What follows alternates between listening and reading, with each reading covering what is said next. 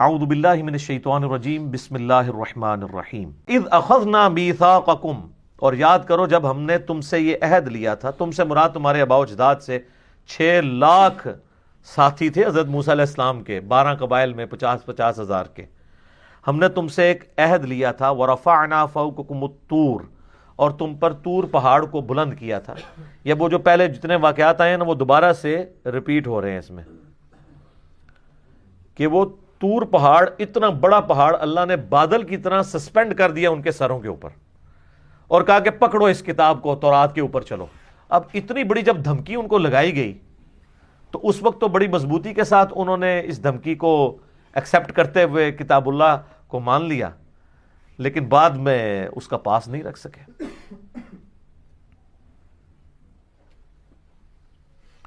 خذوا ما آتیناکم بقوۃ واسمعوا، ہم نے کہا تھا پکڑو اس کتاب کو پوری قوت کے ساتھ. پوری قوت کے ساتھ یہ نہیں ہے کہ اس پہ شکنجہ مضبوط کر لو، مراد ہے اس کی تعلیمات کو پکڑو. یہاں بھی لوگ کہتے ہیں ہم جی قرآن تو پڑھنے ہیں. قرآن پڑھنے کا مطلب کیا ہے؟ تلاوت کرنی ہے اس کی، صرف اس کی تعلیمات پر عمل کرنا ہے پوری قوت کے ساتھ. مراد یہ کہ کتاب اللہ کے اوپر ایمان لاؤ، جیسا کہ حق ہے اس کی پیروی کرو. واسمعوا، اور غور سے سنو اللہ کی تعلیمات کو. قالوا سمعنا وعصینا، لیکن ان کی حالت یہ تھی وہ کہتے تھے کہ سنا اور نافرمانی کی. یہ بڑے جگت باز تھے، جان بوجھ کے انبیاء کی تعلیمات کو بدل دیتے تھے. کہا گیا کہ تم نے اریحا شہر جب فتح ہو شام کا، اس میں داخل ہونا ہے حطۃ کہتے ہوئے. جوشوا ابن نون کے ساتھ جب وہ داخل ہوئے، یوشع ابن نون، جوشوا انگلش میں کہتے ہیں، تو انہوں نے حنطۃ کہنا شروع کر دیا، ہمیں گندم چاہیے. یہاں پہ کہا گیا کہو سمعنا واطعنا، ہم نے سنا اور اطاعت اختیار کی. انہوں نے کہا سمعنا وعصینا، ہم نے سنا اور نافرمانی کی. اور اگر کوئی کہتا تھا یہ کیا کہہ رہے ہو، وہ کہتے ہیں ہم نے کانوں کا علاج کراؤ، ہم نے اطعنا ہی کہا ہے. موٹا کر کے تو 19-20 کا ہی فرق ہے نا، سمعنا واطعنا یا سمعنا وعصینا. تو وہ کہتے تھے ہم نے تو یہی کہا ہے. وَأُشْرِبُوا فِي قُلُوبِهِمُ الْعِجْلَ بِكُفْرِهِمْ، اللہ تعالیٰ فرماتا ہے کہ بچڑے کی محبت ان کو پلا دی گئی ان کے کفر کے سبب. یہ اللہ کی طرف سے لعنت پڑ جاتی ہے. سورہ زخرف میں آتا ہے جو رحمان کے ذکر سے روگردانی اختیار کرتے ہیں ہم ان پہ شیطان مسلط کر دیتے ہیں. اللہ خود کر دیتا ہے. یہ سارا شر کس نے پیدا کیا ہے؟ اللہ ہی نہیں، کیونکہ پیدا کیا تو تبھی آزمائش ہے نا. من شر ما خلق، ہم اللہ سے جب پناہ مانگتے ہیں تو کہتے ہیں اے اللہ ہر اس چیز کے شر سے تیری پناہ میں آتے ہیں جو پیدا تو نہیں کی ہوئی ہے. شیطان کو کس نے پیدا کیا؟ اللہ نے. اللہ کو شیطان سے لڑنے کے لیے کو ہماری ضرورت ہے؟ 2 منٹ میں گیچی مروڑ دے اس کی، لیکن نہیں، مہلت دی ہوئی ہے کیونکہ ہماری آزمائش رکھ دی ہے نا اس کو. تو ہر شر کو پیدا اللہ نے کیا ہے، اس لیے خیر اور شر میں آپ تمیز کر کے سچائی تک پہنچیں. اللہ کو یہ پسند ہے. صرف خیر ہی خیر ہو تو وہ تو اللہ کے پاس آلریڈی اتنی بڑی مخلوق فرشتوں کی فارم میں موجود ہے. جو سورۃ الانبیاء میں آتا ہے کہ نہ وہ تھکتے ہیں نہ تھمتے ہیں، ہر وقت اس کی حمد اور تسبیح کرتے رہتے ہیں، اور جو اللہ حکم دیتا ہے اس کی خلاف ورزی کا وہ سوچتے بھی نہیں ہیں. اگر اللہ تعالیٰ نے یہی کام لینا ہوتا تو فرشتے کر رہے تھے وہ والی عبادت. اللہ نے وہ والی عبادت انسان سے طلب کی ہے کہ جو انسان اپنی مرضی سے کرے. اور میں اسی لیے کہتا ہوں کہ یہ وہ دولت ہے جو جبرائیل کے پاس بھی نہیں ہے.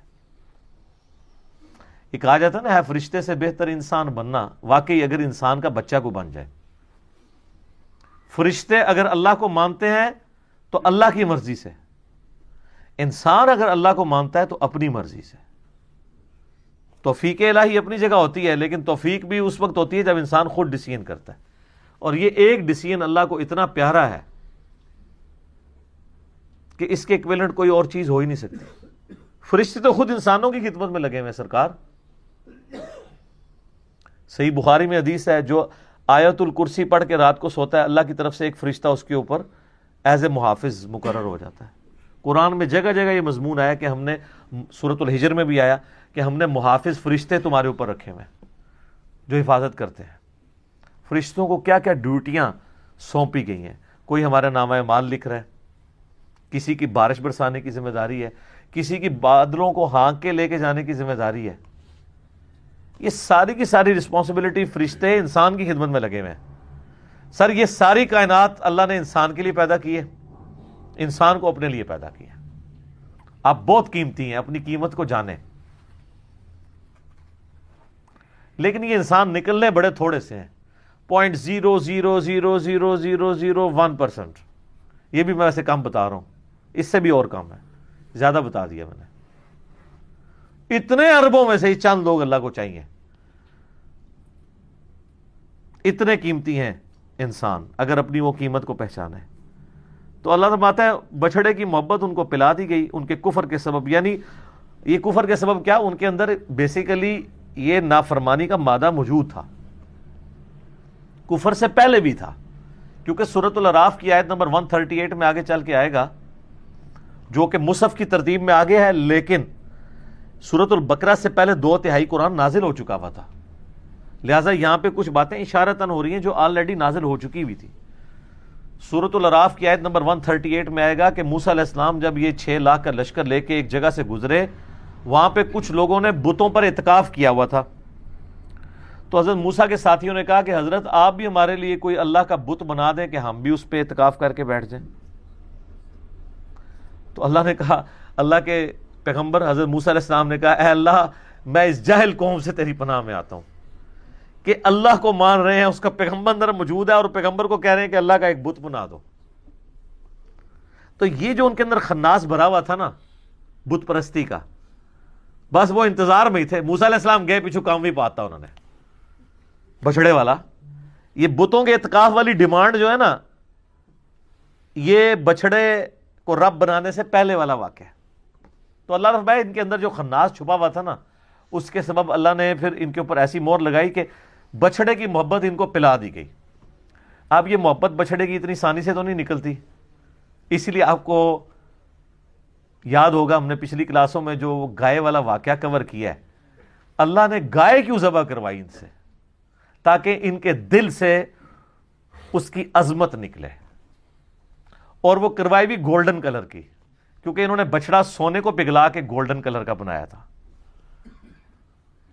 اس لیے تو وہ بہانے کرتے تھے جی ہمیں سمجھ نہیں آ رہا گائے کس قسم کی ہو، کبھی کوئی کہانی کبھی کوئی کہانی. الٹیمیٹلی اللہ نے فرمایا وہ آخری دفعہ جو کہ انشاءاللہ انہوں نے زبان سے نکالا تھا، اللہ نے کہا یہ کامیاب ہو گئے، لیکن لگتے نہیں تھے کہ یہ قربانی کریں گے. وہ کیوں نہیں کر رہے تھے؟ کہ اندر سے وہ والی جو عزت اور تکریم تھی وہ جا نہیں رہی تھی، اندر کا خناس مر نہیں رہا تھا. اس کا مطلب ہے کہ اندر کا خناس مارنا یہ اصل میں ہدایت کا دروازہ کھولتا ہے. تو سر ہم بھی یہی کر رہے ہیں. انڈیا پاکستان بنگلہ دیش میں جو اندر کا خناس ہے وہ یہ نہیں ہے کہ یہ لوگ قرآن اور حدیث کو نہیں مانتے. اندر کا خناس یہ ہے کہ قرآن اور حدیث کی نہیں مانتے. کو تو بڑا آسان ہے، قرآن کو مان رہے ہیں ماشاءاللہ، خوشبوؤں میں لپیٹ رہے ہیں، چوم رہے ہیں، چاٹ رہے ہیں، مرنے کے اوپر 10 20 قرآن پڑھواتے ہیں. کی نہیں مان رہے. اچھا وہ کی کیوں نہیں مان رہے؟ یہ بیماری تو ساری کہتے تھے، اس بیماری کی اصل وجہ کیا تھی؟ وہ علاج ہی نہیں کیا. جیسا کہ ہمارے عموماً ایلوپیتھک علاج کے اندر نا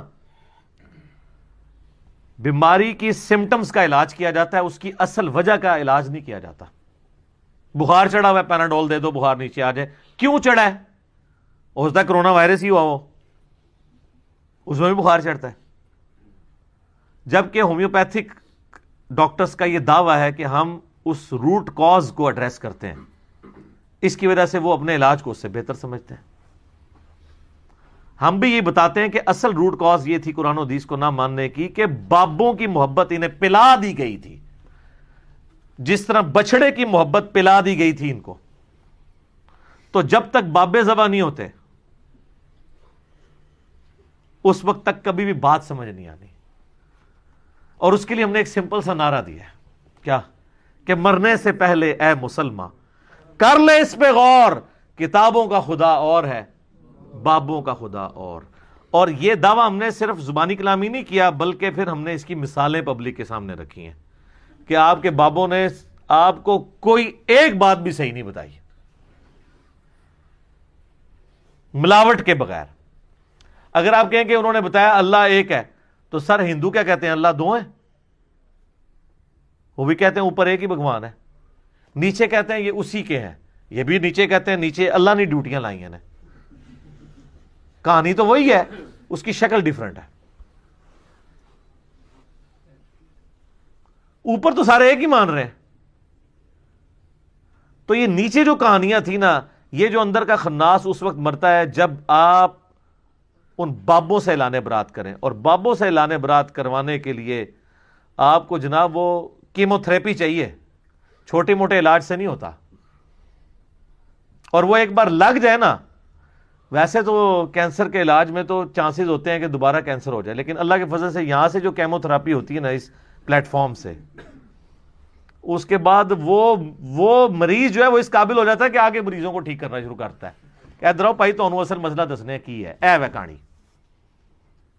یہ اصل میں وہ چیز ہے جس کو آئیڈینٹیفائی کر لیے. لیکن یہ بہت بڑی دلیری کا کام تھا. لوگ کہتے ہیں پہلے کیوں نہیں کسی نے کیا؟ سر اس لیے نہیں کیا کہ حکمرانوں کی پش پناہی ہوتی تھی گمراہ کن عقائد کے اوپر. جب اورنگزیب عالمگیر دربار پہ ہی بیٹھا رہے گا تو نیچے عوام کیا کرے گی؟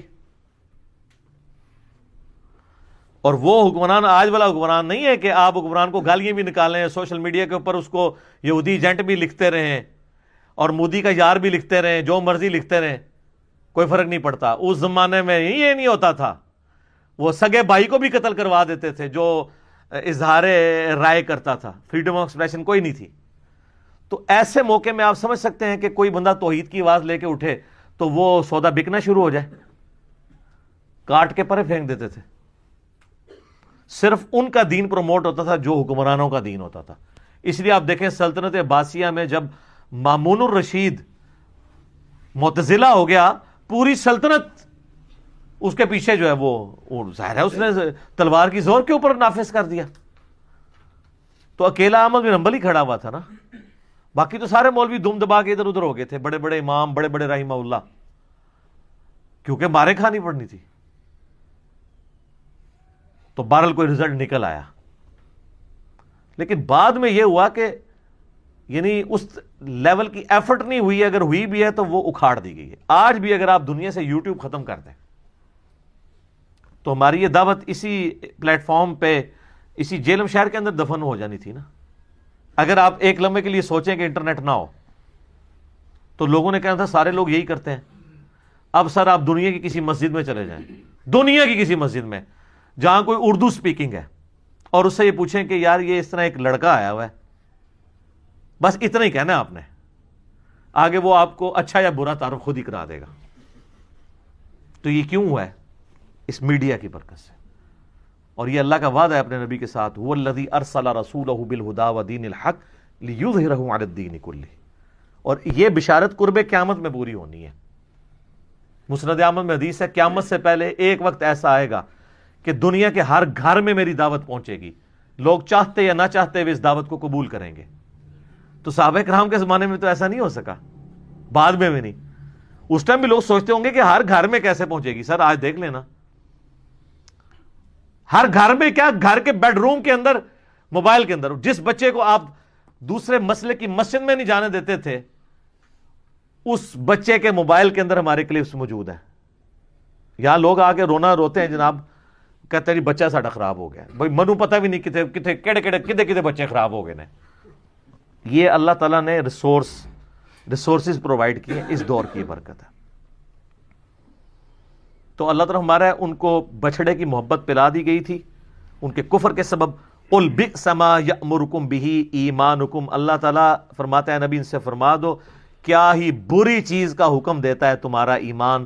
یعنی تمہارے ایمان سے مراد تمہارا یہ جو جھوٹا تم نے عقیدہ رکھا ہوا ہے نا، تمہیں یہ حکم دیتا ہے کہ تم بچڑے کو خدا بنا لو. تمہارے تو کرتوت ایسے ہیں، تم لوگوں نے تو اپنے پیغمبر کی موجودگی کے اندر کفر و شرک کیا. آج پیغمبر آخر الزمان صلی اللہ علیہ وآلہ وسلم کا انکار کر رہے ہو تو کوئی معیوب بات نہیں ہے.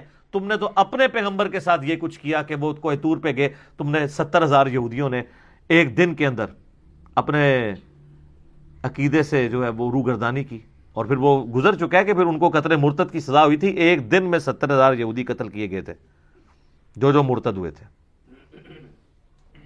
ان کنتم مؤمنین، اگر تم واقعی مومن ہو تو ذرا غور کرو، تمہارے ایمان اس چیز کا متقاضی ہے کہ تم لوگ شرک کرو؟